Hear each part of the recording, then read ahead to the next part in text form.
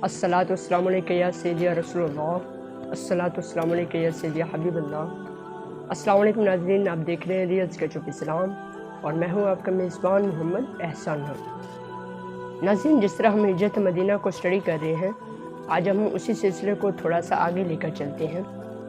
हमने यहाँ पर ख़त्म किया था लास्ट टाइम कि हज़ूर अकरम सल्लल्लाहु अलैहि वसल्लम जो मुहासिरीन थे उनके सरों पर मट्टी डालकर अपने घर से रवाना हो चुके थे। नाज़रीन, हज़ूर अकरम सल्लल्लाहु अलैहि वसल्लम का मुहासिरीन के सफ़ों को तोड़ना, उनकी सफ़ों को चीर कर और वहाँ से निकलना, ये भी किसी मौजज़े से कम नहीं है। ये भी आका सल्लल्लाहु अलैहि वसल्लम का एक मौजज़ा है।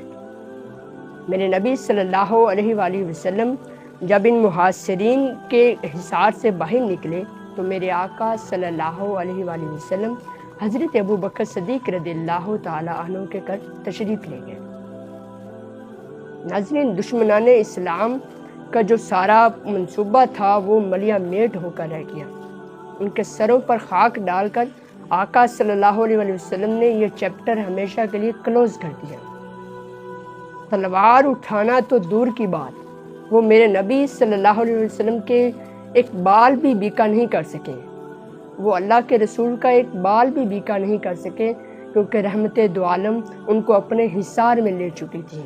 और जहाँ पर मुझे एक आयत याद आती है कि वल्लाहु खैरुल माकिरीन, अल्लाह बेहतरीन तदबीर फरमाने वाला है। देखिए, एक प्लान जो है वो इंसान बनाता है, एक प्लान अल्लाह ताला बनाता है, और प्लान वही कामयाब होता है जो मेरा रब्बे जुल जलाल बनाता है। तो नाज़रीन, आगे क्या हुआ?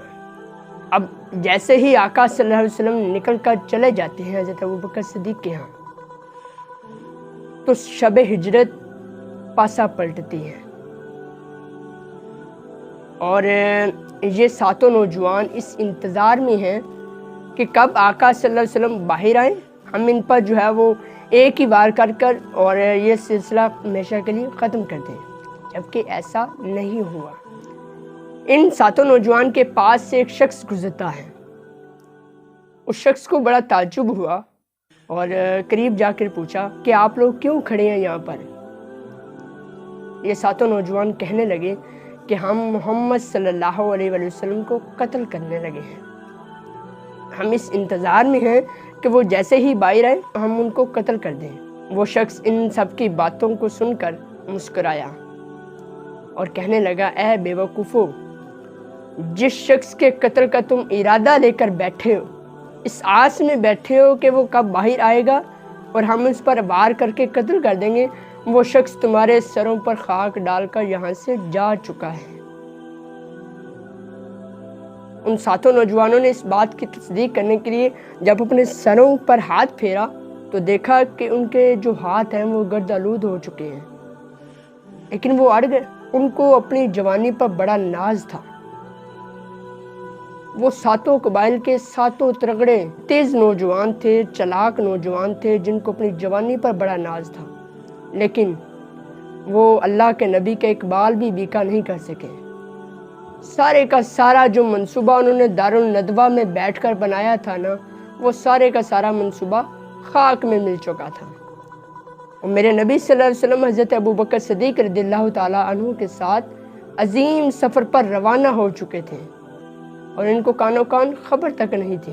तो नाज़रीन, जब रात पूरी गुजर जाती है, ये लोग अपनी अना में, ज़िद में अड़ जाते हैं कि जो शख्स हमें कह कर चला गया है तो झूठ बोल के गया है। वो यही समझ रहे थे कि नबी सल्लल्लाहु अलैहि वसल्लम जो है वो अपने बिस्तर पर आराम फरमा रहे हैं, लेकिन उनको नहीं पता था कि हज़ूर अकरम सल्लल्लाहु अलैहि वसल्लम यहाँ से जा चुके हैं। अब क्या होता है कि रात पूरी गुजर जाती है, इसी तरह सुबह होती है और सुबह का सूरज निकल आता है और हज़रत अली रज़ियल्लाहु ताला अन्हु बेदार होते हैं और वो आका सल्लल्लाहु अलैहि वसल्लम के बिस्तर पर इस्तराहत आराम फरमा रहे थे, गहरी नींद सोए पूरी रात। जब ये सातों नौजवान अंदर दाखिल होते हैं तो देखते हैं कि मेरे नबी के बिस्तर पर कौन सोया हुआ है?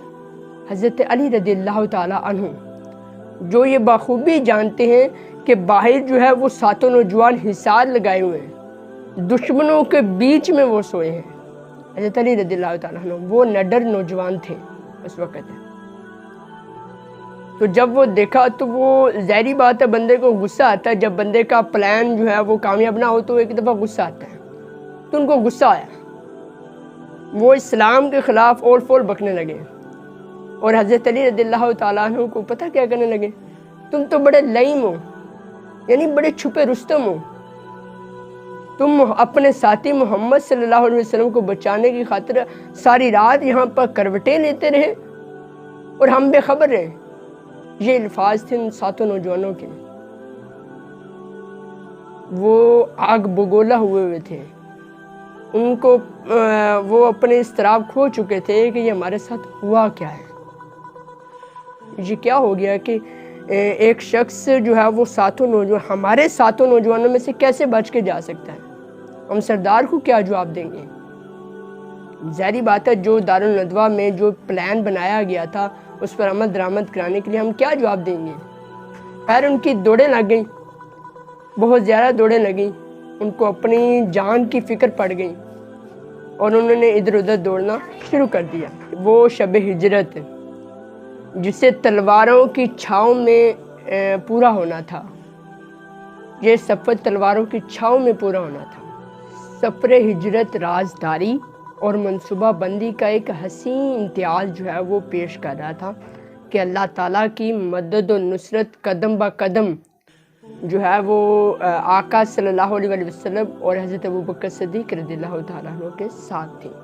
تو ناظرین جب آقا صلی اللہ علیہ وسلم نے باقاعدہ طور پر سفر ہجرت شروع کیا تو آگے کیا ہوا، کن کن حصاروں سے کیسے کیسے بچے، کس کس جگہ سے کیسے کیسے بچے، اور حضرت ابوبکر صدیق رضی اللہ تعالیٰ عنہ کے گھر سے کیسے بچے، یہ سب جاننے کے لیے دیکھتے رہیے ریئل اسکیچ آف اسلام.